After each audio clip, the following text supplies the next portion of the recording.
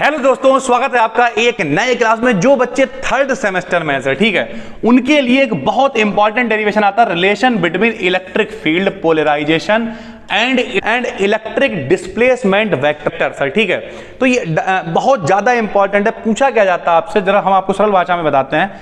ये ऐसे कुछ नहीं आएगा, ऐसे लिख के आएगा। ठीक है, D बराबर P plus E epsilon 0 sir. ठीक है, तो अब ये कैसे आप प्रूव करोगे? बहुत आराम से प्रूव हो जाएगा, टेंशन लेने की जरूरत नहीं है, बिल्कुल भी इसे आराम से देखिए। अगर ये प्रूवमेंट पेपर में आ जाता है तो देखिए, ये अपने पास एक कैपेसिटर।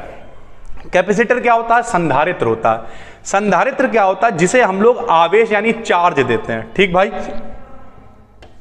संधारित्र का काम ही यही होता है, चार्ज को इकट्ठा करने के लिए बनाया जाता है। तो ये मेरे भाई एक कैपेसिटर है जिसपे हमने चार्ज दे रखा है। इस वाली प्लेट पे प्लस है तो इस पे अपने आप कैसा आ जाएगा? माइनस आ जाएगा। दो इसकी प्लेट्स हैं, इसके बीच में हमने एक मटेरियल रख दिया है। जो मटेरियल कैसा है? डाई इलेक्ट्रिक मटेरियल है। डाई इलेक्ट्रिक मटेरियल में कौन आता है? कांच, मोम, तेल, अबरक, इस तरीके की चीजें रख दी हैं। यानी एक पैरेलल प्लेट कैपेसिटर है जिसके बीच में हम लोगों ने क्या रखा है? एक डाई इलेक्ट्रिक मटेरियल रख दिया है सर। ठीक है, यही हमने यहां पे समझा दिया। क्या भाई? कि माना एक डाइलेक्ट्रिक मटेरियल कैपेसिटर की प्लेट्स के बीच में रखा गया है। एक प्लेट पे प्लस क्यू आवेश है तो दूसरे पे अपने आप माइनस क्यू आवेश आ जाएगा, जिससे क्या होगा? इसमें डेंसिटी जनरेट होगी मेरे भाई। समझो जरा, क्या उसे लिखेंगे सिग्मा से, उसे हम लोग कहेंगे फ्री चार्ज डेंसिटी। देखो भैया, ये फार्मूला होता है, बहुत आसान है।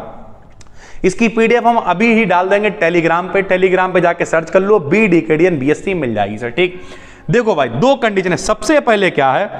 सबसे पहली कंडीशन ये कि हमारे पास एक प्लेट, समांतर प्लेट यानी पैरेलल प्लेट कैपेसिटर था। पहले की कंडीशन है।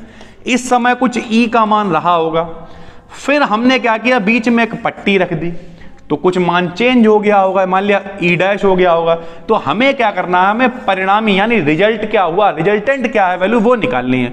उसके लिए हम लोग इस वाले में से इसे घटा देंगे। देखो कैसे करेंगे हम। हमने लिखा फॉर्मूला होता है E0 बराबर सिग्मा अपान एप्सिलॉन 0।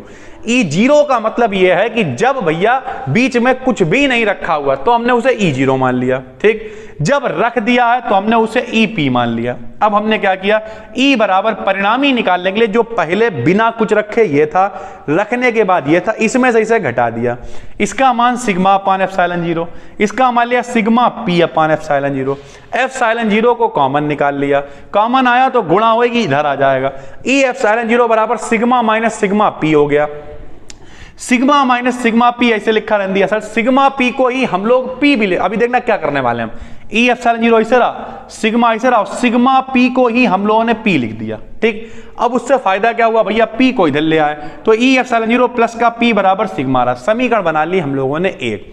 इसके अलावा होता क्या है? The quantity E epsilon 0 plus P is denoted by D। Displacement vector जो होता है D, उसका मान भी इसके बराबर होता है। तो ये एक इक्वेशन हम लोग जानते हैं, इसे हमने लिख लिया।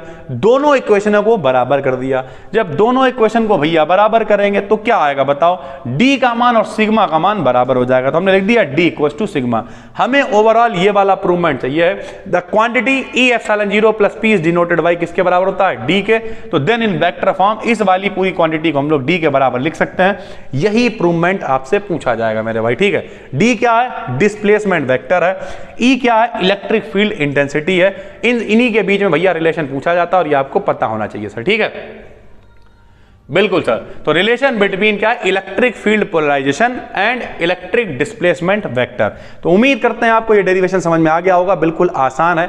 करना ये है, आपको टेलीग्राम पे जाना है, BDKDN BSc सर्च करना है, वहां पे इसकी पीडीएफ आपको मिल जाएगी। फिर मिलते हैं, तब तक के लिए धन्यवाद।